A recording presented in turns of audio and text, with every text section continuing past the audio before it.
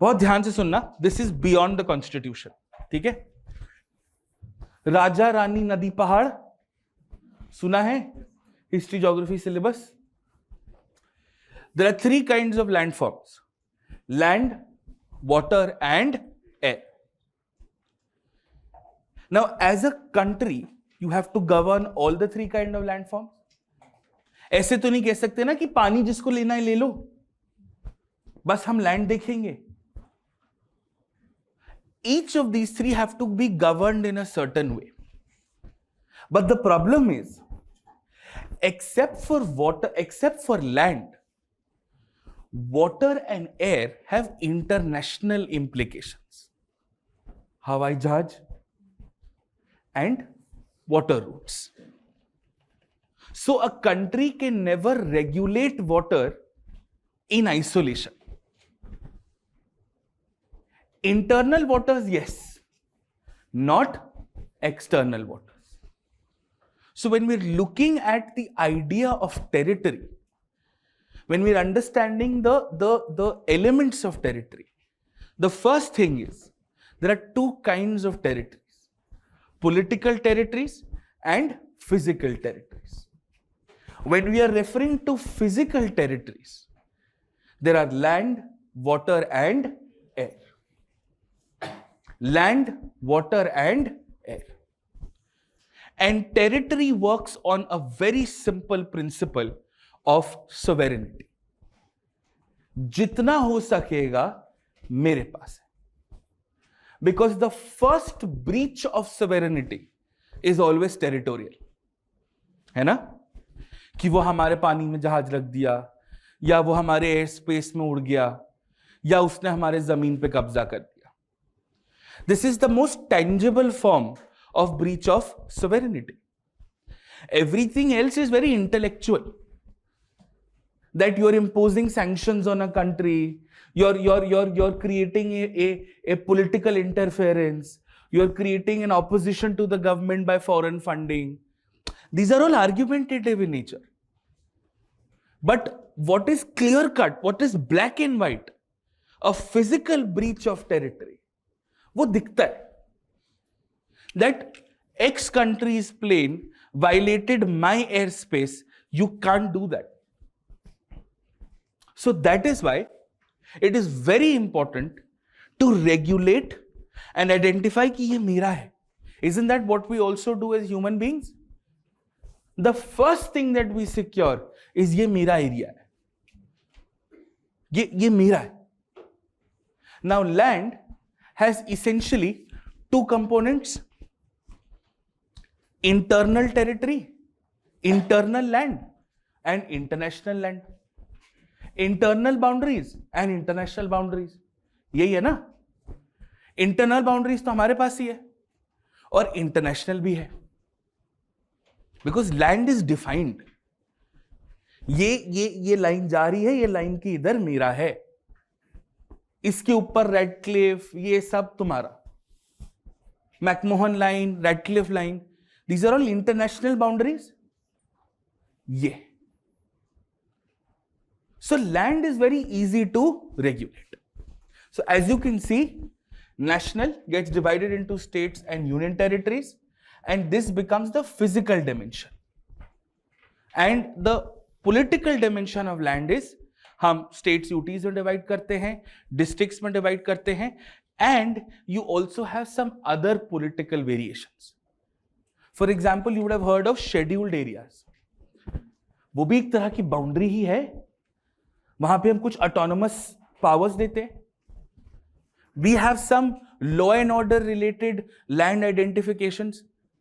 Disturbed area AFSPA में लगता था, ये भी तो बाउंड्री हुई ना एक तरह से. Your MP MLA constituency boundaries are boundaries at the end of the day. कि ये MP constituency यहां से कट के यहां तक जाएगी. These are simple land alterations. Clear? ठीक है. Now, in our country, we have 2 kind of land divisions from an administrative or a representative point of view. India divided into states. अब states में 2 तरह के डिवीजन होते हैं. representative and administrative, and they coexist. They're on top of each other. From an administrative point of view, we discussed this yesterday: district, subdivision, block, and village. From a representative point of view, bare minimum, a Lok Sabha constituency and a SLA constituency. And now we have, within the district, block, village framework, you have rural local self-government and urban. This entire hot mess exists within the state. आप कोई भी change करोगे होगा तो state पे ही. Clear? Understood? ठीक. Now, when we are looking at laws in this ecosystem, we are looking at territorial national laws. Land territory का एक इकोनॉमिक इंप्लीकेशन भी होता है, वो आप इको में पढ़ते हो. डोमेस्टिक वर्सेस नेशनल टेरिटरी पढ़ते हो ना. That domestic territory is the physical territory. National territory is the territory where income should have been yours. For example, just about 4 kilometers from here is Chanakyapuri, which has embassies of different countries. The embassy of the United States in Delhi is a part of India's domestic territory, but a part of US's national territory. So when you're going from domestic to national, you either add or you subtract the net factor income from abroad depending on what is greater. ये भी तो territorial implication है. So territory is economic, territory is physical, territory is political. Part 1 of the Constitution only deals with the physical element of it, nothing else. Boundary किधर खींचेगी, किधर बंद होगी, हमको बाकी लेना देना है ही नहीं. But this is something you must understand. We know what is called a dominoes effect. Yes, एक काम हुआ तो उससे दो काम हुए. So if there is a big state which is being cut into two, what are the effects? उससे क्या हुआ? एरिया कम हुआ, नई कॉन्स्टिट्यूएंसीज भी तो बनी. यस, नए डिस्ट्रिक्ट्स बने. सो a territorial division can have multiple effects. Our constitution does not mention the number of any other seats but the Rajya Sabha, है ना. हमारे शेड्यूल्स में सिर्फ राज्यसभा एलोकेशंस मेंशन्ड है. कभी शेड्यूल में देखा है X state has Y seats to the Lok Sabha? नहीं ना, क्योंकि वो चेंज होता रहता है. But to preserve federalism, schedule number 4 है ना, X state has Y seats to the Rajya Sabha. So if a state has 100 Lok Sabha, 100 legislative assembly seats. So on the basis of that and on the basis of population, that state, let us say, has 30 Rajya Sabha seats. But वो मैंने state काट दी तो population काट दिया, तो मेरी MLA seats आधी हो गई, तो राज्यसभा seats भी तो आधी होनी चाहिए. It is one after the other, tuck, tuck, tuck, tuck, tuck, tuck, tuck. So when you're dividing a state into two, you're making two changes. One to Schedule 1 and 2 to Schedule 4. Because the Rajya Sabha allocations will change. ये आज आप सीखोगे. Clear? और ये सब कुछ है population के बेसिस पे, because population determines democratic mandate. The number of seats a state will have to the Rajya Sabha will depend on the number of legislative assemblies in the state, and the number of legislative assembly seats will depend on the population of the state. Population कम हुई, ये कम हुआ, ये कम हुआ, तो Rajya Sabha seats कम। Correct? ठीक। As far as water is concern, internal water is a federal issue, and the only way our constitution gets into this is either through the 7th schedule or through interstate water disputes, and we have what is called a regressive way to handle water. We have constitutionally stopped the Supreme Court to get into water disputes, and we've created the Interstate Water Dispute Tribunal. Because water also बहता है ना एक state से दूसरे state. So at the end of the day, it's a federal issue. As far as external waters are concerned, India is ratified to the UNCLOS, the United Nations Convention on Law of Seas. तो उसमें आपका exclusive economic zone 12 nautical miles, फिर extension zone and फिर open zone, ये सब वहां से आता है. करेक्ट? ये आपको ज्योग्राफी वगैरह में पढ़ा दें. मैं नोट्स में भी इसका एक डायग्राम डाल दूंगा तो आपको इजी हो जाएगा. But this is international waters. Now comes air. Internal air तो इंटरनल एयर है, which also has multiple implications कि भाई air pollution जैसे water pollution में भी होता है. That of course we will regulate. But when you're referring to territory, airspace, the fundamental provisions are UNCLOS. On top of UNCLOS, there is also something called Chicago Convention. And India is ratified to both. तो जो airspace के जो international rules हैं, वो इन दोनों पे लगते हैं. The base for Chicago convention is also UNCLOS, because you can not run this in isolation. मैं तो अकेले नहीं बोल सकता ना कि मेरा एयर स्पेस इतना है. The other person has to agree. बस. So this becomes your entire ecosystem. Territory से सिटीजनशिप निकलता है. Because once you understand territory, the physical dimension of it, you understand who is staying in the physical dimension, तो resident और non-resident का फर्क आता है. You may be somebody who's staying in the physical territory of India, but you may not be an Indian citizen. You may be an Indian citizen, लेकिन आप India की physical territory से 6 महीने बाहर रहते हो साल में, तो आप NRI कहलाते. ये सब कुछ यहीं से निकल के आता है. Which is why this is something that UPSC can ask.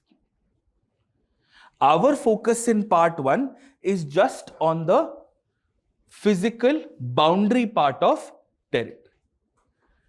इसके ऊपर एग्जाम में कोई कुछ नहीं पूछे.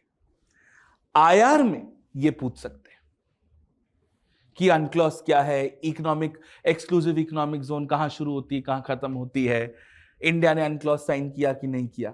Those are your international relations questions. Because there has been no major issue in current affairs here, तो UNCLOS और ये एयर स्पेस 23 के लिए रेलिवेंट. हवा में UNCLOS नहीं पूछेंगे.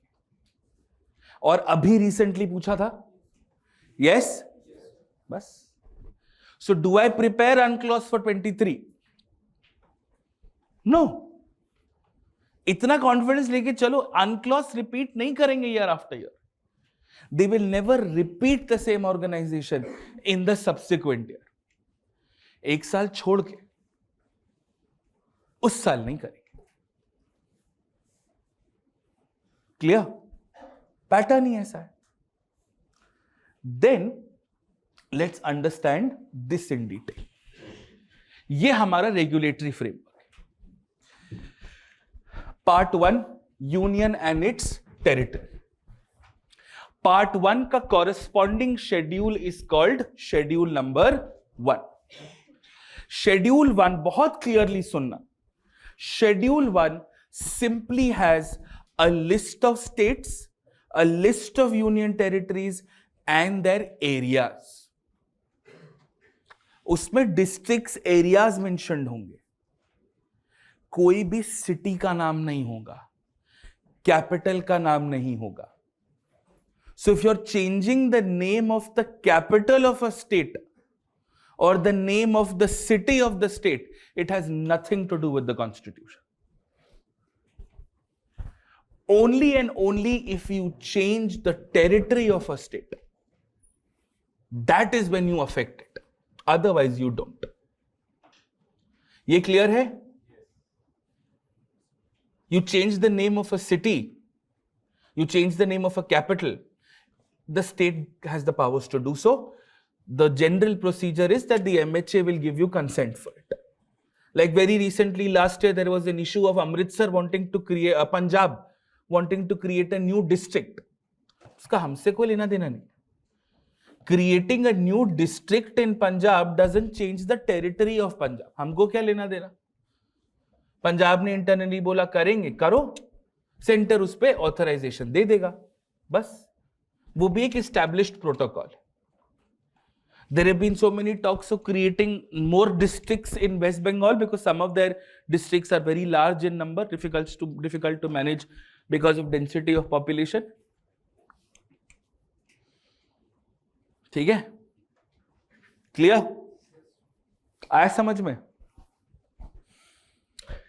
Now, ये तो डायरेक्ट हो गया, बट इसमें डोमिनोज इफेक्ट क्या है? If I am changing territory, what in the constitution is getting changed? Schedule 1 and Schedule 4. These are the only two things. UP Uttarakhand किया तो Schedule 1 चेंज हुआ और Schedule 4. And Schedule 4 changed because of Schedule 1. It's a very simple maths. देखो, if I change the area of a state, I will either increase or decrease the population, which will have an impact on the legislative representation, which will have an impact on the legislative representation at the Rajya Sabha. Yes? Bas. And this is in the 4th schedule. Which state has how many seats to the Lok Sabha में कितनी seats हैं किस state की, वो कहां लिखा है? कहां लिखा है? तो बहुत बेसिक सवाल हुआ. बताओ. वो तो डिसाइड तो ठीक है, लिखा कहां है? कहीं नहीं लिखा है. मन में. कौन से एक्ट में चचा? Representation of people's act. आज समझ में आया वायर बेसिक्स इंपॉर्टेंट. कॉन्स्टिट्यूशन में बस इतना लिखा है, लोकसभा की मैक्सिमम स्ट्रेंथ इतनी होगी, इलेक्शन ऐसे होगा. कि क्या एलोकेशन है वो कॉन्स्टिट्यूशन में है ही नहीं. The parliament has the powers to make those changes. But rule number 2, federalism को प्रोटेक्ट करने के लिए the number of seats to the Rajya Sabha allocated to a state, वो लिखा है 4th schedule. That is the only seat allocation which is mentioned by those. बाकी सिर्फ oath लिखे है ना. फिर इधर anti defection, languages and local government. Seat allocation सिर्फ एक ही का है. So if I change territory, I change Rajya Sabha. Simple. ठीक. Now, Articles 1, 2, 3 and 4 tell you the types of changes and how can you change them. They don't contain any changes. The number of territorial changes India has had is one of the largest in the world if you compare it to our counterparts. but not a single change to the core provisions of our articles. Article 1, 2, 3, 4 जो 26 जनवरी 1950 को थे वो आज भी बिल्कुल वैसे ही है, कुछ नहीं बदला। वो थोड़े के लिए बीच में आर्टिकल 2A डाला था सिक्किम के लिए, वो हटा दिया। उसकी कहानी अलग है, बता दूंगा, 2 मिनट लगे, वो भी कॉम्प्लिकेटेड नहीं है, ठीक है। Article 1 tells you what is union, India, Bharat और स्टेट्स, ये सब। India that is Bharat. Article 1 reflects a federal nature which says India is a union of states। बस प्री में आपकी इज्जत रखने के लिए कभी ये नहीं पूछेंगे। ये स्टेट सर्विसेज का सवाल है कि what is mentioned under article 1। हम यूपीएससी वाले, where the south Delhi of exams, हम पढ़ेंगे ये आर्टिकल 1। आर्टिकल 2 टेल्स यू बाहर से कुछ ला रहे हैं या बाहर कुछ दे रहे हैं। आर्टिकल 3 अंदर में किचर किचर कर। आर्टिकल 4 प्रोसीजर क्या है, बस। बट माई पॉइंट इज, बहुत ध्यान से देखना, if this is India and let us से इंडिया हैज 4 स्टेट्स, मैं बाहर से कोई लैंड लेके आऊं, जाएगा तो यहीं कहीं ना। It will either go to a state or to a union territory or a new state or a new union territory।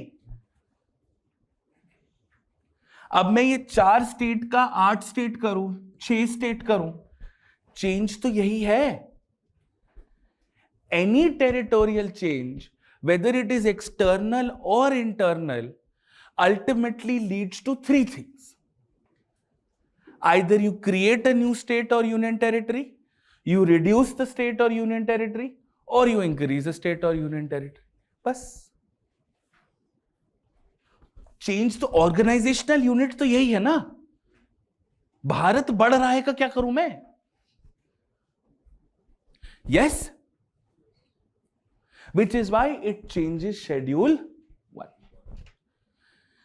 Representation of Peoples Act 1956, sorry, Reorganization of States Act 1956 से लेके the latest reorganisation was JNK 2019, तब से लेके 2019 तक change कहां हुआ? Schedule, बस। And because of schedule 1, schedule 4, ये कॉन्सेप्ट है। Nothing in article 1, 2, 3, 4 changes. अब article 2 talks about external changes. एक तो ये हम टर्म सुनते हैं ना, सीडिंग, सेटलिंग, ये कॉन्स्टिट्यूशन में नहीं लिखा है। ऐसे स्पेशल मेजॉरिटी, सिंपल मेजॉरिटी नहीं लिखा है। It is for our own convenience, our own understanding. Simple rule number 2, the parliament decides.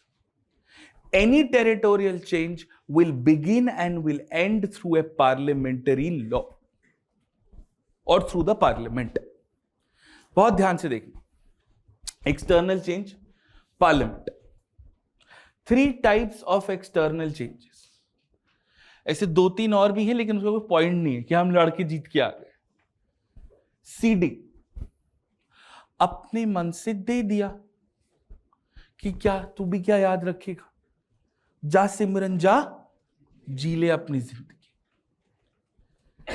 Settling, तेरा मेरा लड़ाई था, तो मैंने कहा ना तेरा ना मेरा, 10 किलोमीटर तू रख, 10 किलोमीटर मैं रखेगा।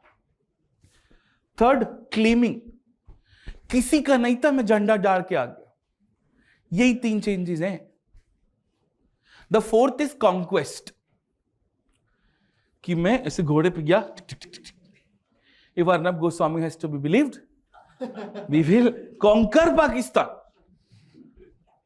But the 3 realistic changes are seeding, settling and claim। इसमें से दर्द किधर है? सीडिंग। अच्छी खासी जिंदगी चल रही थी, अपने मन से दे दिया. Yes? What does all territorial change finally affect? States. So if अपने मन से आपने कुछ दे दिया तो किसका काट के दिया? States का ना. So if you are making a territorial change, आप कुछ काट के दूसरे देश को दे रहे हो, स्टेट्स के से ही काट के दे रहे हो ना. It is affecting federal. Yes. And what is our federal majority? More than 2/3. That is why in the Berubari Union case, the Supreme Court interpreted this. That if you are ceding territory, there was no territorial dispute, कुछ नहीं था, मन से दे दिया आप, then you amend using a constitutional amendment. Remember the Indo-Bangladesh agreement, which led to the 100th constitutional amendment?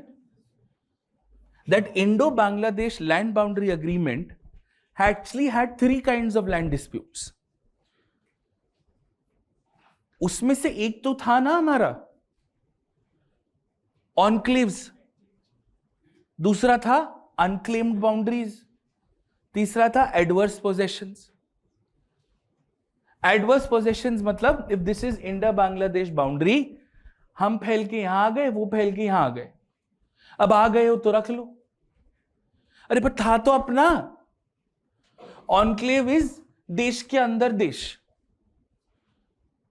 That Indian territory inside Bangladeshi territory inside Indian territory. अब ये बेचारा इंडियन थोड़ी ना इंडियन है. He is as Bangladeshi or more Bangladeshi than most Bangladeshis. उसको हमने बोला तेरे पास यूपीआई है, कहते क्या? So it is in their interest only कि भाई पूछा ना उनसे. But wasn't this Indian territory?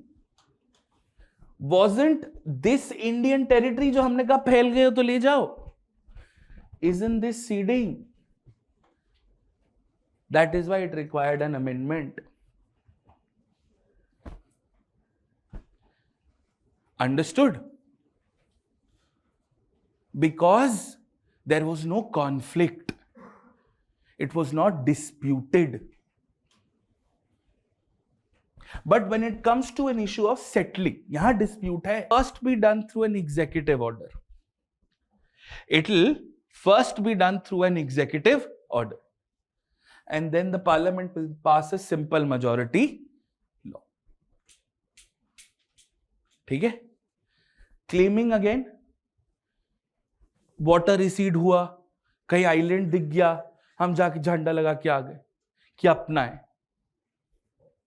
Simple majority law. In fact, all territorial changes except ceding are simple majority laws because of Article 4. This Supreme Court derivation of Berubari Union, and you will never be asked Berubari Union in your prelims, is an interpretation for Article 4. International clear हो गया? इसके ऊपर कुछ पढ़ के नहीं जाना है. पक्का? Everybody okay? बस. सिक्किम की कहानी ये थी कि first Sikkim was a little bit of a long conversation. पहले सिक्किम अपना मजे मजे में जिया, फिर ब्रिटेन आया, फिर उधर चाइना पड़ा. There were dynastic monarchies in Sikkim for a long time. Means I'll do this in more detail, but the crux of the story is, पहले सिक्किम बना प्रोटेक्टरेट स्टेट कि आप हमारा को आर्मी भेजना अगर कोई हम पे लड़ने आएगा. ठीक है? It's a ministerial governmental arrangement. Then Sikkim became an associate state कि थोड़े से लोकसभा के सीट्स सिक्किम से भी आई, थोड़े से, लेकिन पूरा इंटीग्रेशन नहीं होगा. For that we added a special article called Article 2A. And then Sikkim said, अब तो तुम्हारे हवाले वतन साथी. So we needed another amendment to remove Article 2A. बस. 2A was inserted to make Sikkim an associate state. The amendment was repealed because Sikkim became a full state. बस. 35th amendment, I think. 35th ना.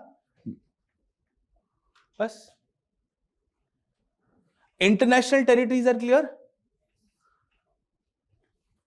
Article 3 is your internal territory. ये तो हम सीख गए. I gave you an example. Any change, any creation of any internal territory. एक state को काट के 2 कर रहे हैं, 2 को मर्ज कर रहे हैं, मर्ज को 3 कर रहे हैं. Same, exact same process. Process क्या है? प्रोसेस क्या है? Before the bill is presented to either of the two houses, no matter who is drafting, the president will first refer the bill to the concerned legislature. And only after that will the president allow for the introduction of the bill in either of the two houses. The bill is passed through a simple majority, sent back to the president for assent. उसमें कोई restriction नहीं है. The president can say yes, can say no, can return. ये ध्यान रखना. ठीक है? And then the bill becomes a law. बस. Article 4 says, which was your umbrella provision, any territorial change made under provisions of Part 1 will not be considered a constitutional amendment under Article 368. ठीक है? So if it was not the Supreme Court judgment in Berubari Union, then even the ceding international agreement would have required a simple majority. Yesterday we had, now I'm going to come to a very delicate issue, तो बहुत ध्यान से सुनना.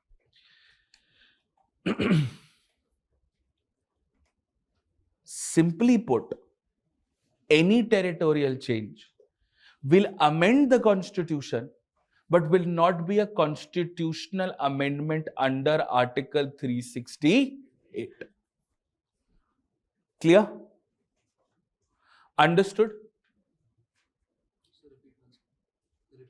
Yes. Any changes made to Schedule 1 or even Schedule 4 because of Schedule 1 will not be a constitutional amendment under 368. Article 1, 2, 3, 4 की वजह से आप constitution में कुछ भी चेंज कर रहे हो, कॉन्स्टिट्यूशनल अमेंडमेंट नहीं है. So if you are changing schedule 4 because of territory, that amendment is not a constitutional amendment under 368. But if you're changing Schedule 4 because you've changed the Rajya Sabha process, you've changed the method of Rajya Sabha election, is that an amendment? Yes. The means define the ends. Territory works on two principles, dominoes effect and means versus ends. Schedule 4 consists of Rajya Sabha seats. If they are changing because of territorial reasons, not a constitutional amendment under 368. But if they are changing because you've changed the method of election to Rajya Sabha, then it is an amendment under 368 requiring state ratification. Because center state change हो रहा है. मैं राज्य सभा का, if I tell you tomorrow, all states are going to have equal seats in the Rajya Sabha like the US. Will you change Schedule 4? Yes. Will that change be a constitutional amendment? Yes. Will it be an amendment under 368? Yes. Will it require state ratification? Yes. because it's a national change. But if I'm bifurcating Andhra Pradesh into Andhra Pradesh and Telangana, what is going to happen first? I'm going to divide the state into two. So my first change is going to be Schedule 1. Will that be a constitutional amendment under 368? No. And because of bifurcation, Andhra Pradesh and Telangana is going to have lesser population. So separately, they're going to have lesser MLA seats. And therefore, they're going to have lesser Rajya Sabha seats. I'm not changing the total number of Rajya Sabha seats. I'm just dividing between the two. Yes? And the only two states that are getting affected are Andhra Pradesh and Telangana. So because of a territorial division, I have to change the number of seats that Andhra Pradesh and Telangana have in Schedule 4. Yes or no? Yes. Will that be a constitutional amendment under 368? No.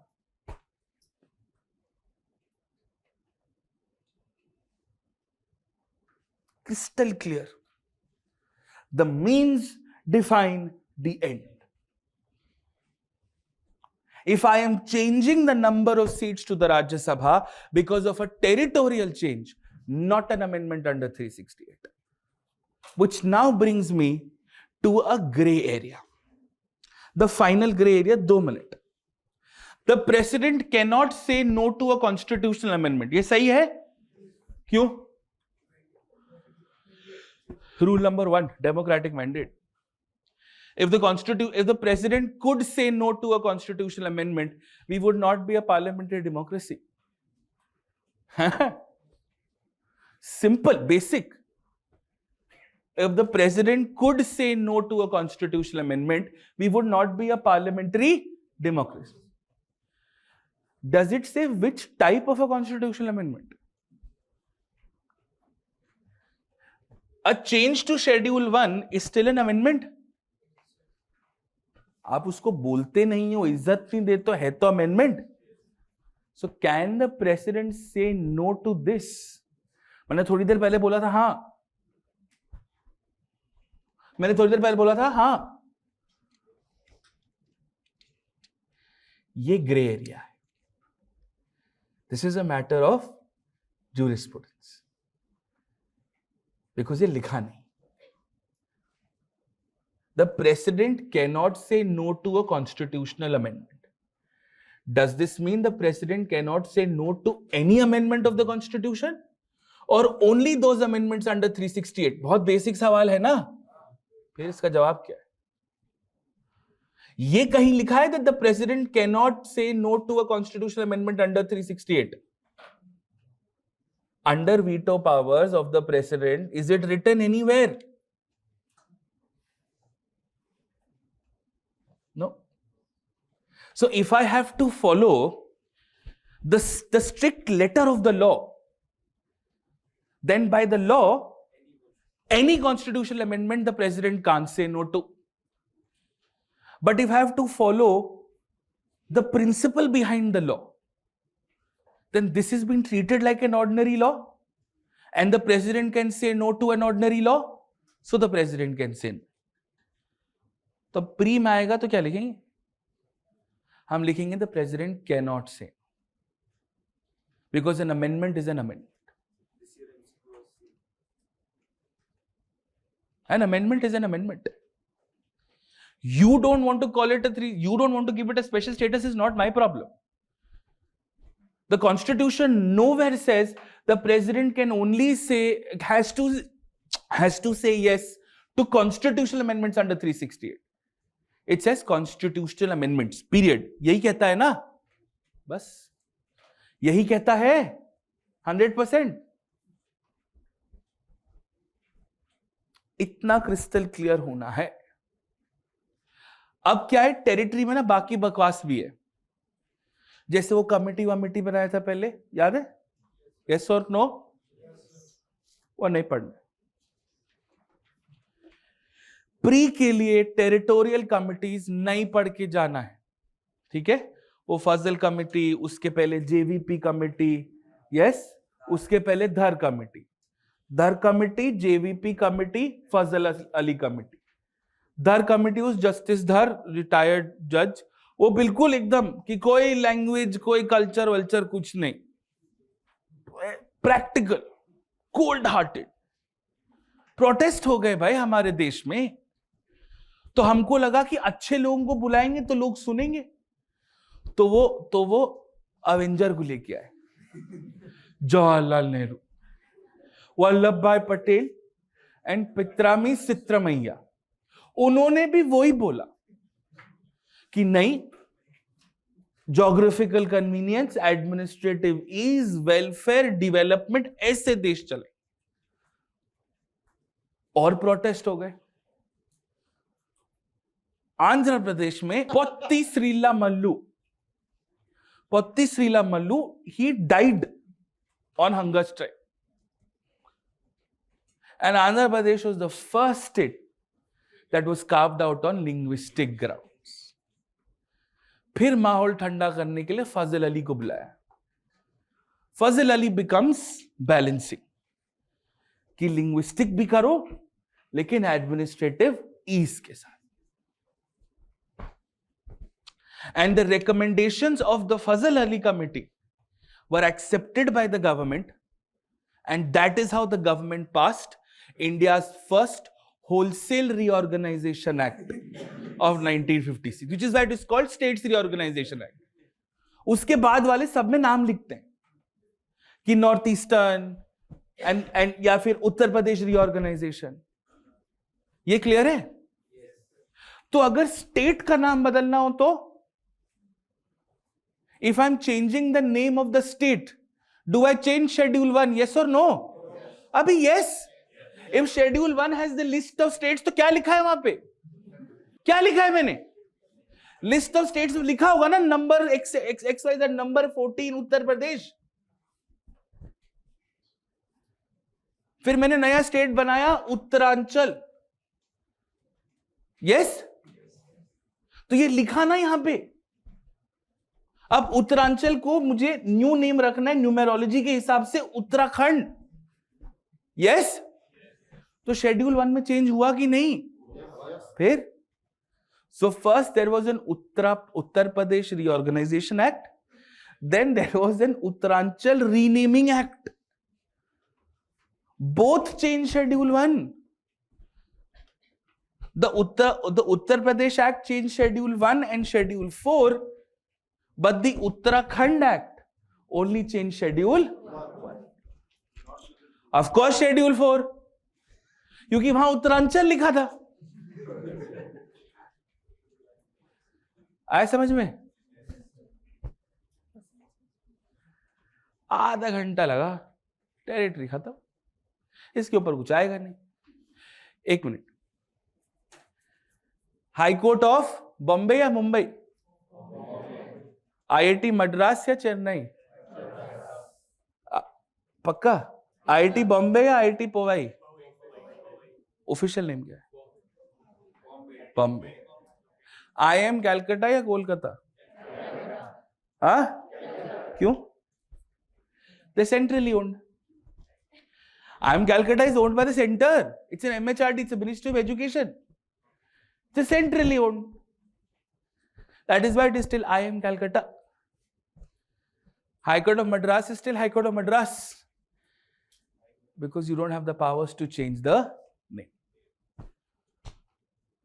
Bombay became Bombay, became Mumbai, but High Court of Bombay is High Court of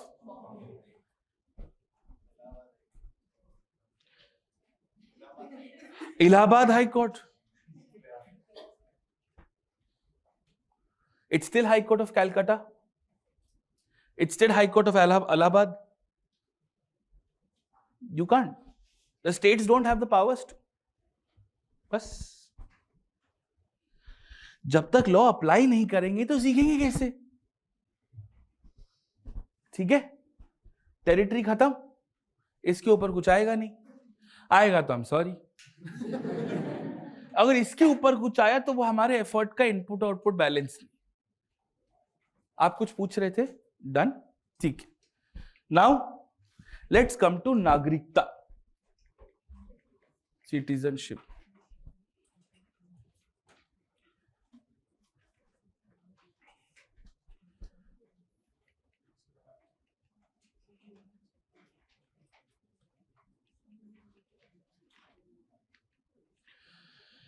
चलिए,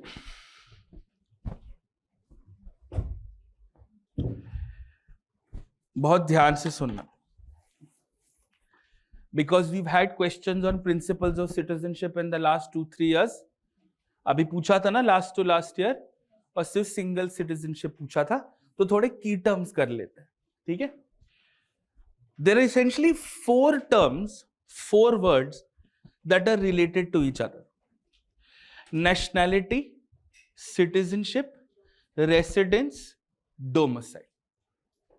Nationality, citizenship, residence, domicile. And each of these 4 words have 4 completely different meanings altogether. How territory has a political, an economic, a geographical implication, so does citizenship. It may start politically, it will have a geographical implication, it will have a territorial implication, it will have an economic implication. ठीक है? चलो, nationality. Nationality is like constitutionalism. It's an idea, a universal idea. We often use it very, very differently. But nationality means आप originally किस देश के हैं. In Europe, nationality and citizenship are considered to be 2 very different terms. Continental legal system. But in common law, we often use them interchangeably. But there is a technical difference. You are an Indian national. Your nationality is that you're an Indian. Tomorrow you may decide to take up American citizenship. You will become an American citizen. But your nationality will be Indian.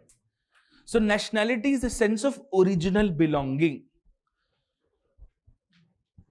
But the legal status, the legal privileges, the legal identity comes from citizenship. When a person is recognized under the custom or a law as a legal member of a sovereign state, कि आप हमारा इंसान हो, ये आपके rights हैं, ये हम आपको देंगे, ये हम आपसे लेंगे, और हमारे होते हुए आपका कोई कुछ नहीं बिगाड़ सकता. ये है citizenship. So nationality becomes an idea, citizenship becomes a political legal identity. अब इसमें थोड़ा सा मैं ज्योग्राफी डाल देता हूं तो रेसिडेंस आ जाएगा. Residence can in some cases it is interchangeably used as domicile, but they're 2 very different things. Domicile welfare है, residence geographical identity है. It simply means आप कहां रहते हैं.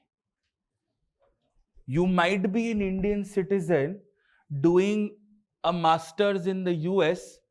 You are residing in the US. वही हुआ ना.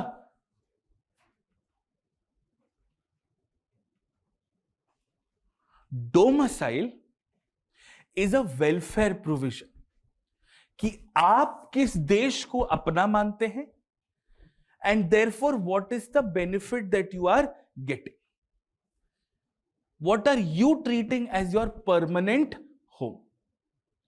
Now in a federal country, a permanent home would mean a state. So when we say you can only have 1 citizenship in India and you can only have 1 domicile, that is correct. You cannot have domiciles of 2 states. If you're a domicile of the state, आप कहते हो कि मैं originally उस state से हूं, तो मुझे उस स्टेट की स्कीम्स में बेनिफिट मिलना चाहिए. उस स्टेट के इंस्टीट्यूशंस में अगर एजुकेशन है, एम्प्लॉयमेंट है, तो मुझे प्रायोरिटी मिलना चाहिए. मेरे को उस स्टेट के गवर्नमेंट एग्जाम्स में प्रायोरिटी मिलना चाहिए. ये डोमिसाइल का पर्पस है. सो nationality is a political idea, citizenship is a legal idea, residence is geographical, and domicile is. अब इसमें आप कितने भी परम्यूटेशन कॉम्बिनेशन कर, what we're essentially looking at is, for example, a person is a citizen of India, is residing in India, and is a domicile of a state in India. You can be not a citizen of India, still reside in India, and if you're not a citizen, you cannot ever have a domicile. इसी को तो foreigner कहते हैं. You can be a citizen of India, you can be residing in India, and you can not have a domicile of a state. I don't. Yeah. आगे चलो. So 11 schools. If somebody asks me where you're from, it's a difficult question. Different cities, different colleges, different states, another country, then you back in a completely different state. So I am that example. When you're in the government services, your children might be that example. चाहो तो आप करा सकते हो, because state has very simple domicile. या आपने 12th वहां से करी है, या आप 6-8 साल वहां रह रहे थे, जरूरत नहीं पड़ेगी. Yeah, there can be a person who is a citizen who will have a domicile. N number of combinations are possible. Yeah. There can be a person who's neither a citizen nor a resident nor a domicile. वो यहाँ है ही नहीं, बाहर है. Clear? Originally born, it's a moral or a racial idea. You can never change your nationality. ठीक है? You can only have one nationality. Citizenship बदल सकती है, residence बदल सकता है, domicile बदल सकता है. Nationality technically is an idea. वो नहीं बदल सकता.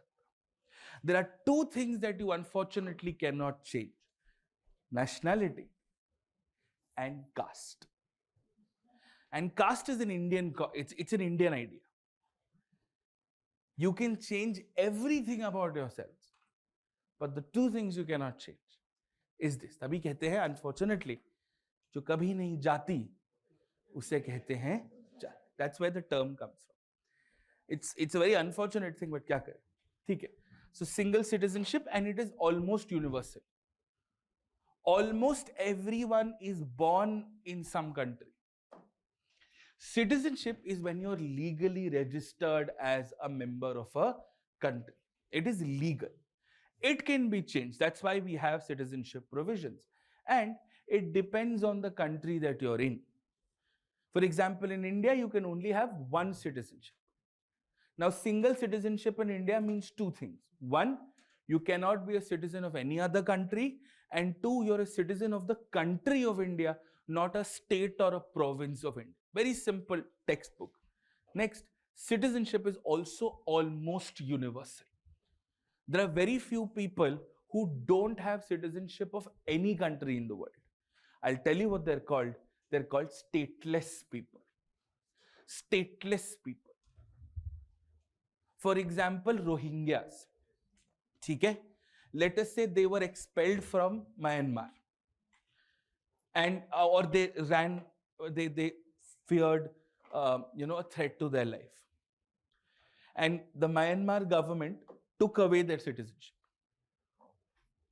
They're stateless. तो ये human rights violations में बहुत होता है. Third is domicile.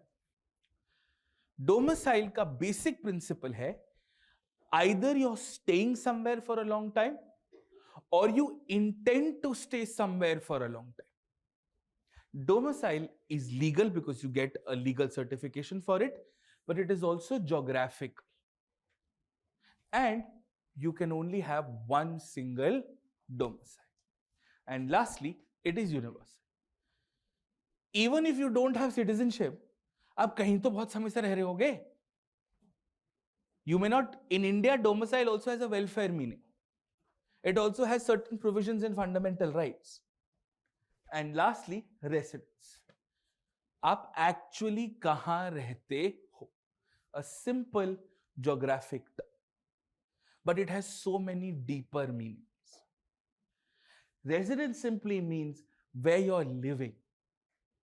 Now, where you're living, for how long are you living there for, will have legal, geographical, and economic implications.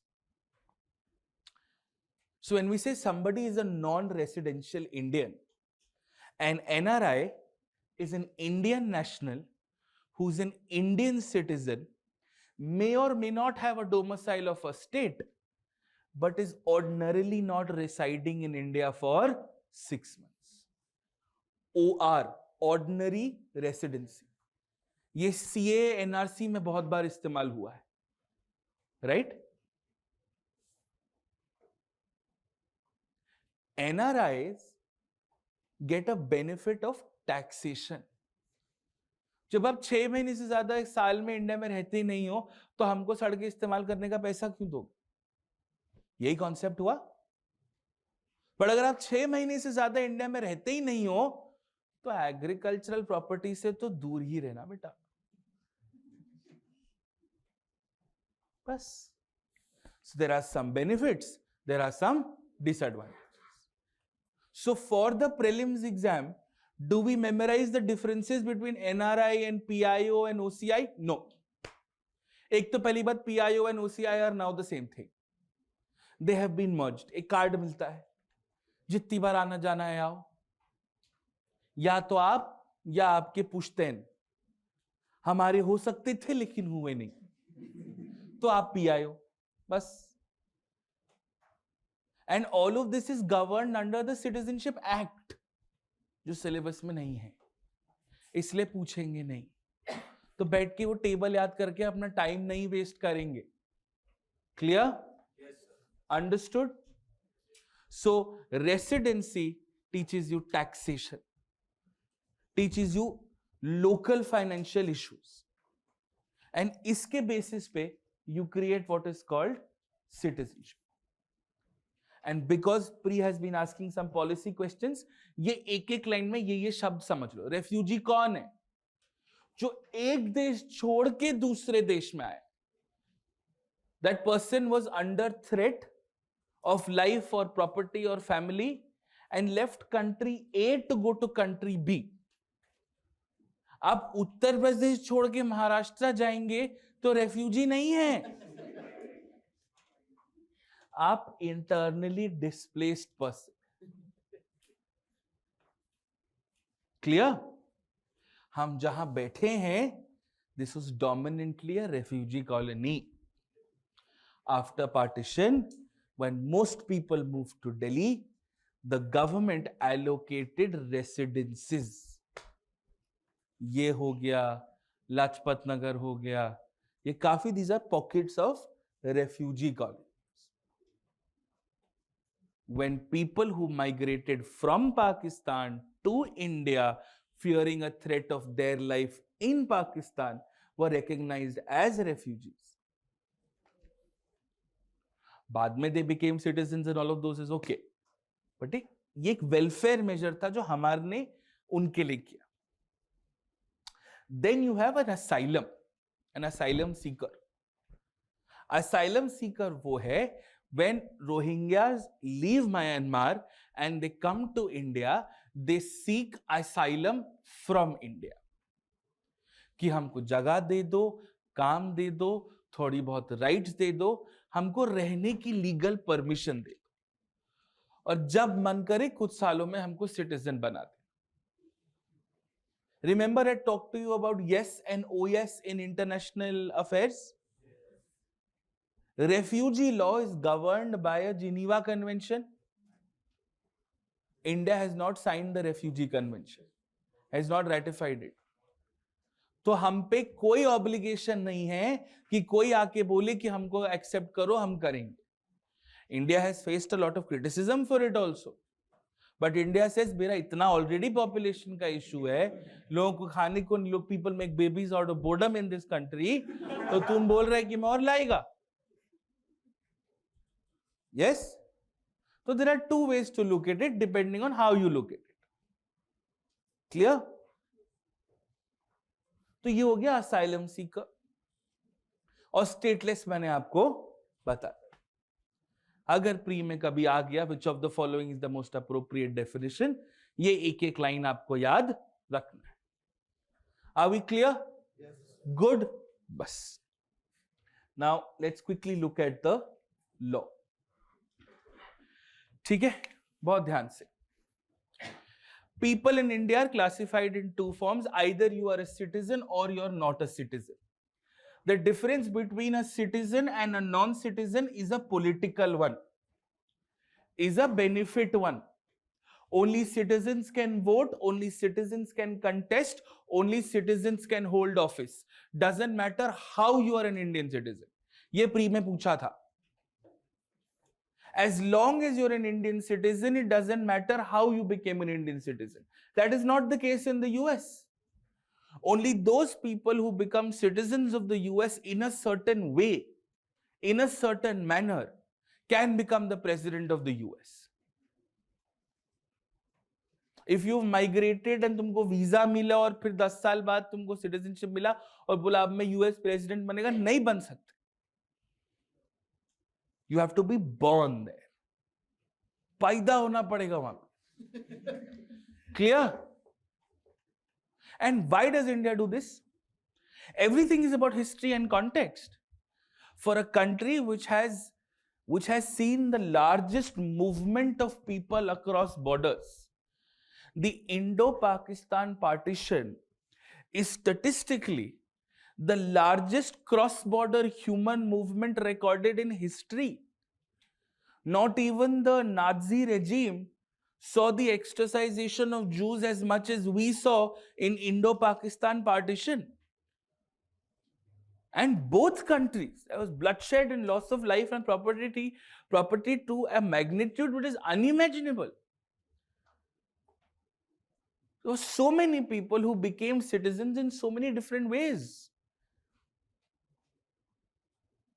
And for a country who suffers from brain drain, आप ये नहीं बोल सकते कि यहां पैदा हुए थे तभी बनोगे। So for these contextual reasons, we've always kept the end game. यहां means versus end में end matter करता है, territory में means matter करता है। Yes? As long as you're an Indian citizen. So non-citizens, aliens, foreigners, एक ही बात है, ठीक है? They're interchangeable terms. Now, when we look at citizens, there are essentially two kinds based on a geographical bifurcation. If you're staying in India for 6 months or more, you're a resident Indian. If not, you're a non-resident Indian. ठीक है?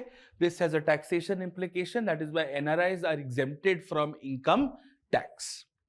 Problem यहाँ पे, आप foreigner हैं, simple पहला bifurcation है कि आप या तो तड़ी पार हैं या तो नहीं है, या तो आप कागज पत्र के साथ आए हैं या तो नहीं।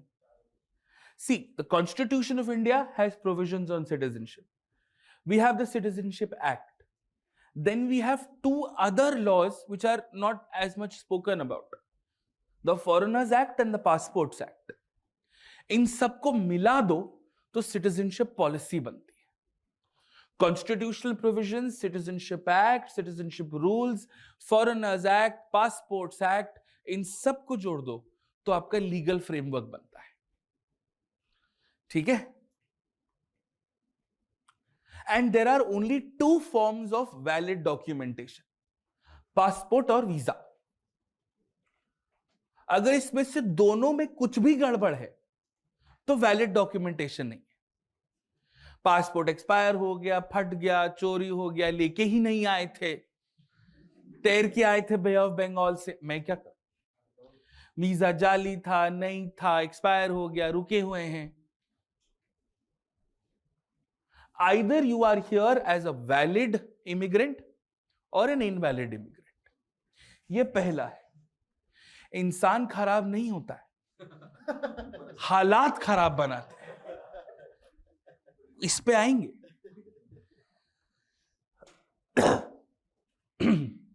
चलो ठीक, अच्छे पासपोर्ट वीजा से आए, लेकिन कहां से आए? If you've come from a country that we have officially declared as an enemy country, MHA order निकालता है, तो आप एनिमी एलियन हो, तब आप एनिमी एलियन हो। आपको जब चाहे उठा सकते हैं। Enemy aliens are mentioned only in one place in the Constitution. Preventive detention provisions in Part 3. उन पे लगता नहीं, क्योंकि हमको लगता है कि वो स्पाई है, कुछ भी कर सकते हैं, ठीक है। And if you come from a normal country, friendly, इसका मतलब ये नहीं हुआ कि पाकिस्तान एनिमी कंट्री है। जब तक ऑर्डर नहीं निकलेगा तब तक नहीं है, no matter what republic TV tries to sell you every night. Clear? आया समझ में? Valid passport, valid visa, great. कहां से आए हो? अच्छे देश से आए, हम लोग को आपसे प्रॉब्लम नहीं है, बढ़िया रहो। नहीं आए हो तो एनिमी एलियन। क्योंकि सिटीजन्स और नॉन सिटीजन्स में एक बहुत बेसिक फर्क है on fundamental rights. Some fundamental rights are available only for citizens, some are available for everyone. There is no fundamental right available only for foreigners. ये भी ज्ञान आता है बच्चों का। सिर्फ what rights only for foreigners? Simple है। बचाने वाली राइट्स सबके लिए, देने वाली राइट्स अपने लोग। सिंपल मैथ्स लगा। अब रिजर्वेशन है, reservation in education, reservation in promotion, these are instruments of affirmative action. हम अपनी inequality solve करेंगे ना, कि गाना वालों को भी दे रहे हैं आके, बस। आया समझ में? So rights which are available to everybody are called positive fundamental rights. Rights which are available only for citizens are called negative. ये भी कोई फॉर्मल क्लासिफिकेशन नहीं, हम ये एकेडमिकली थोड़ा सिंप्लीफाई करने के लिए करते हैं। और यूपीएससी में, although we will study rights after this, आपसे कभी पूछेंगे नहीं फंडामेंटल राइट्स में, खासकर बिकॉज ये इंटरप्रिटेशन पे प्रॉब्लम है। आर्टिकल 16 is 16 1 2 3 4 4A 4B, तो कुछ प्रोविजन सबके लिए हैं, कुछ सिर्फ हमारे लिए। राइट टू प्रॉपर्टी में पूछा था, एक ही आर्टिकल था। Clear? So non citizens will get all fundamental rights which are negative in nature, and enemy aliens will get all fundamental rights except, which are negative in nature, except preventive detention. Except preventive detention. Clear? बस। अब जो इनके पास कुछ नहीं होता है, जो तड़ी पार आता है, इंसान खराब नहीं है, हालात खराब। तो रोहिंग्या वाले जब आएंगे तो हम उनको डांटेंगे नहीं, वो अपनी जान बचा के आ रहे, वो रेफ्यूजी हैं। और जो मजे मजे में आ रहे वो इलीगल माइग्रेंट है। In the citizenship amendment act of 2019 आपने इसका डेफिनेशन बदला है, इलीगल माइग्रेंट का। द सिटीजनशिप एक्ट ऑफ 2019, उससे पहले anybody without valid documentation was illegal migrant. After CAA 2019, anybody, for simplification purposes, except a Muslim who's come to India before 2014, is not an illegal migrant, even if you were. तो ये चीज pre में important है नहीं। और citizenship amendment act में It was not written except Muslims. They'd written all religions except Muslims. हाँ. Clear? That's all. And now, very simply, just the broad provisions that have to be done. This is your policy. ठीक है?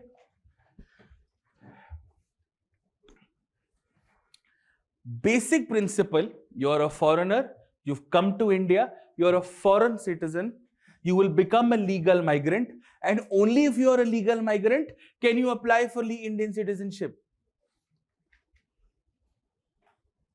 Do you understand this? Tabhi they changed the definition of illegal migrants in 2019 so that more people could become legal migrants so they could become Indian citizens. ये criminal तुम और आओ तुमको citizen भी बना दे. Only legal migrants can become citizens. ठीक है? Illegal migrants will first have to become legal migrants and then be eligible for citizenship. ठीक है? Now, ये पॉलिसी फ्रेमवर्क है. जब भी आप इंटरनेशनल बॉर्डर क्रॉस करके इंडिया में आते हो, land, air, sea, whatever it could be, the check post is manned by an organization called the Bureau of Immigration. And every state government will have a department called the Foreign Registrations Office. वो centre के साथ coordination में काम करता है. And foreigners have to be listed here. और कुछ problem है, कोई इशू है, यू कॉन्टैक्ट द एफआरओ और द एफआरआर कि आपका वीजा एक्सपायर हो रहा है. You had come for a treatment, you would come on medical tourism, you would come on medical visa, but your treatment has extended and you are not in a shape to travel. You contact your FFRO there, they will contact the ministry, they'll extend your visa for you. So though citizenship is a provision in the union list, but it cannot run in isolation. It requires administrative support from the state governments. ठीक है? Clear? So ये हो गया. As I said, major laws, Passport Act 1920, Foreigners Act 1946 and Registration for Foreigners Act जो ये FRO में लगता है वो इतना. और जो हमारे डोमेस्टिक प्रोविजंस है वो ये. First, our primary law is the Constitution of India Act of 1935. No, sorry, 1950. इसमें Part 2 Articles 5 to 11. This allows for the parliament to make supplementary law. Article 11 में लिखा है that the parliament can make additional laws which will prevail over these provisions. इसलिए मैं कल बोल रहा था, all provisions of the constitution are not supreme. Article 11 is one of those which says that tomorrow if the parliament makes a citizenship law, that law will override the provisions which are mentioned in the constitution on citizenship. और हमारी union list में entry number 17 में citizenship लिखा है. So the parliament gets the power to make laws on citizenship for two reasons. One, Article 11, and two, entry number 17 in the union list.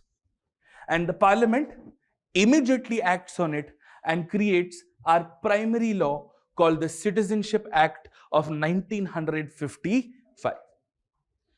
जितने भी changes हुए हैं वो सारे यहीं हुए हैं. That is why it is called the Citizenship Amendment Act of 2019. It hasn't touched the constitution. It has changed provisions of the Citizenship Act of 1955. So when you have a fundamental question, sir, doesn't the Citizenship Amendment Act violate the Constitution? Well, that is argued. It doesn't touch the Constitution. It has nothing to do with constitutional provisions. The only thing it has to do with is the Citizenship Act of 1955. It has been changed so many times. 87, 2003, most recently 2019. That is why it is called CAA 2019, Citizenship Amendment Act. You are amending the Citizenship Act. अब बहुत बड़ा काम है ये, थोड़ा सा government को rules देने पड़ेंगे, पावर्स देने पड़ेंगे. So the Citizenship Act allows for the government to create called the citizenship rules. जो आप ये फॉर्म निकालते हो कि इस फॉर्म के अंदर भर देना, ये डॉक्यूमेंट अटैच कर देना, यहां इंक्वायरी होगी, हम ऐसे इंप्लीमेंट करेंगे. These are your citizenship rules. And citizenship is under the Home Ministry, not external affairs. Because you're bringing people to India. This is an internal law and order issue. MEA will give you a lot of external support, visas में, diplomatic coordination में, but the nodal agency will be MHA, which is why the citizenship department is a department under MHA. आप कभी MHA की website पे जाके देखना, it is listed as one of the departments. ठीक है, clear? Foreigners division बोलते हैं उसको, which deals with all citizenship applications. So if you are an immigrant who's come to India, आपको citizenship के लिए अप्लाई करना है, तो आप MHA की वेबसाइट पे करोगे, फॉरेनर्स डिवीजन को करोगे, ये डिसाइड करेंगे, आपकी एप्लीकेशन यहां जाती है. क्लियर? ये आपका लीगल फ्रेमवर्क है. नाउ कहीं नहीं लिखा कि इसको अमेंड कैसे करते हैं. टेरिटरी में तो लिखा था ना, that an amendment will not be considered an amendment under 368. यहां तो कहीं नहीं लिखा है. So this is a default. What is your default majority for constitutional changes? For constitutional changes, what is your default majority? Special majority कल पढ़ा था, या तो होगा 368 के अंदर, या लिखा होगा not under 368. If either of the two don't apply, then special majority 2 applies. If you are changing any of the provisions under part 2, articles 5, 6, 7, 8, 9, 10, 11, you will require special majority 2. And citizenship therefore also becomes an instrument of rule number 2. The center decides, the states have no role to play. ठीक है,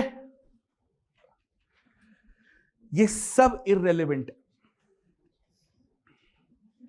मैं लिख के लाया कि ये irrelevant है. अब बहुत ध्यान से समझना, 2 मिनट लूंगा, then I'll give you a half an hour lunch break. कोई बात नहीं, आधा घंटा डिले चल रहा है. चलो, 5, 6, 7, 8, 9, 10, 11. कॉन्स्टिट्यूशन में 2 बातें लिखी हैं. पहला, how do you become an Indian citizen as of 26th January 1950, when the constitution is brought into force? And the second thing that it has written is the principles of citizenship. Bas. Constitution makers are also very smart कि इसके बाद का parliament जाने. Because think about it, the Constituent Assembly, which is the interim parliament, was not truly reflective of democratic will. उन्होंने कहा ठीक है, we will put provisions of how do you become an Indian citizen up until 26 January 1950. After that, let the parliament decide. 5 साल भी नहीं हुए थे, मेहंदी फीकी भी नहीं हुई थी. We created the Citizenship Act of 1955. तो ये जितना ड्रामा है ना, वो यहां पे. So how do you become an Indian citizen after 26 January 1950? इधर है. In fact, the Constitution doesn't even mention, except single citizenship, how do you lose your citizenship? ये भी छोड़ दिया पार्लियामेंट पे, आप ही बना लेना, नहीं तो हमको ही गाली दोगे कल. Clear? So birth, descent, registration, naturalization, incorporation. और सिर्फ आज का कानून पता होना चाहिए. If you are born today, by birth means you are born on the physical territory of India. अभी पढ़ा ना territory? The physical territory of India, the domestic territory of India, and one out of your two parents. People usually have two parents. One out of your two parents has to be an Indian, and the other cannot be an illegal migrant. और ये definition यहां से change हुई. The word illegal migrant is written in the Citizenship Act under birth provisions. So in 2019, they said anyone who's a Hindu, a Christian, a Sikh, a Parsi, a Jain, a Buddhist, who is come from Afghanistan, Bangladesh or Pakistan to India before 31st December 2014. Even if you are an illegal migrant, you will not be an illegal migrant since the day you entered India. आपके सारा case सब माफ. So simplified version, non-Muslims from Afghanistan, Bangladesh, Pakistan, non-Muslims from ABP countries who came to India on or before 2014 were illegal migrants, will no longer be illegal migrants because you changed the definition of illegal migrants. That's all that the CAA is, nothing else. उसमें जब आप NRC का तड़का लगाते तो problem है. ठीक है, तो हो सकती है प्रॉब्लम ऑनलाइन.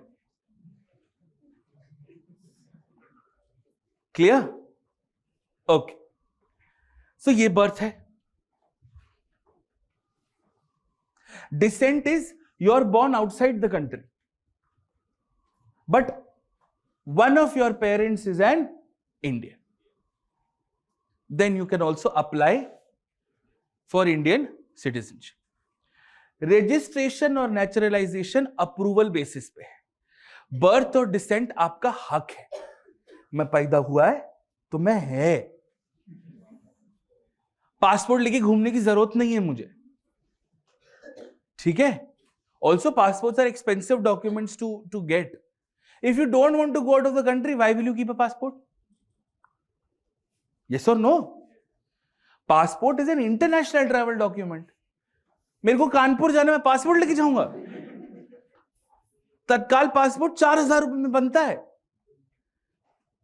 दिल्ली कानपुर शताब्दी 700 रुपए की है. ठीक है.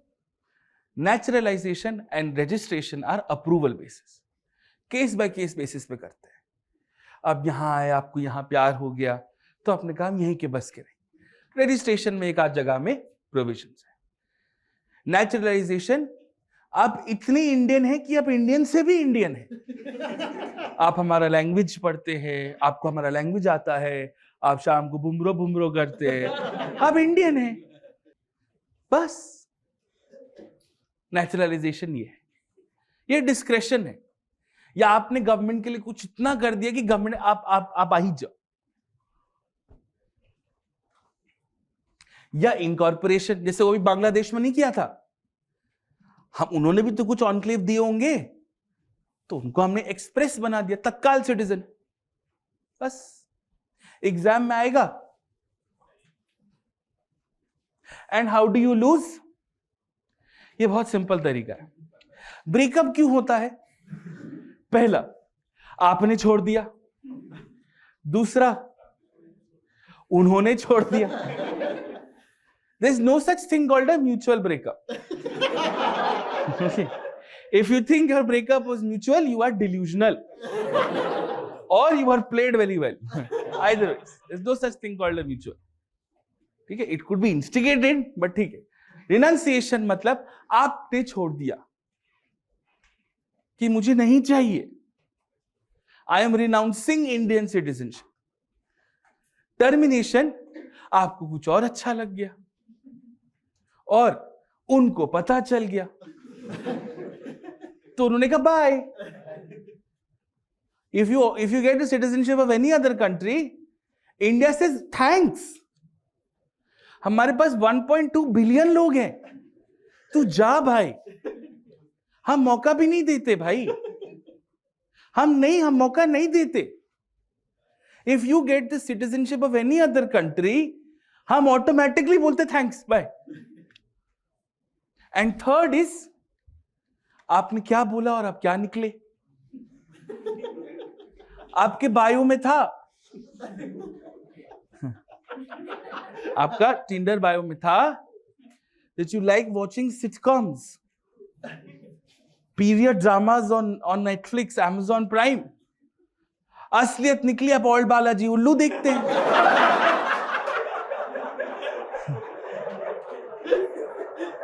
आप क्या बोले और क्या निकले. आपने जो पेपर सबमिट करे थे सिटीजनशिप के, वो फ्रॉड है, तो कैंसिल. बस आप क्या बोले, आप बोले ना कि सेल्फ इंट्रोस्पेक्ट करते हैं, आप गांजा पीते हैं.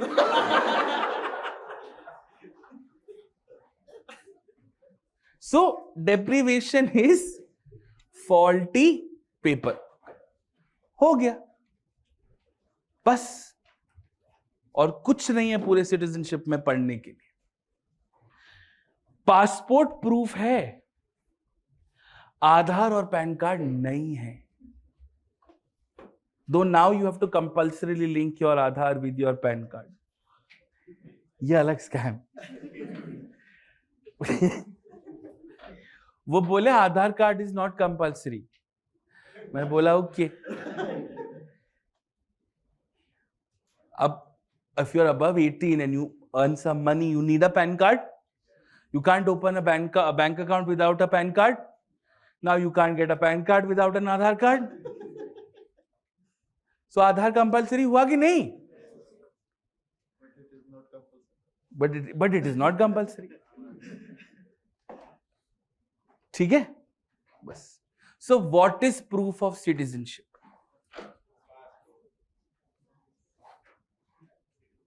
Passports. That's it. ठीक है. दो शब्द थे, एनपीआर जो अब डिफंक्ट हो गया है. नेशनल पॉपुलेशन रजिस्टर इज, एक तो बहुत बड़ा सेंसस, सेंसस का सबसेट एनपीआर, एनपीआर का सबसेट एनआरसी. इतना है और कुछ नहीं. ठीक है. एनपीआर डिफंक्ट है, एग्जाम में नहीं आएगा. सेंसस अभी हो नहीं रहा, एग्जाम में नहीं आएगा. ठीक है, हो गया पार्ट 1 2 खत्म.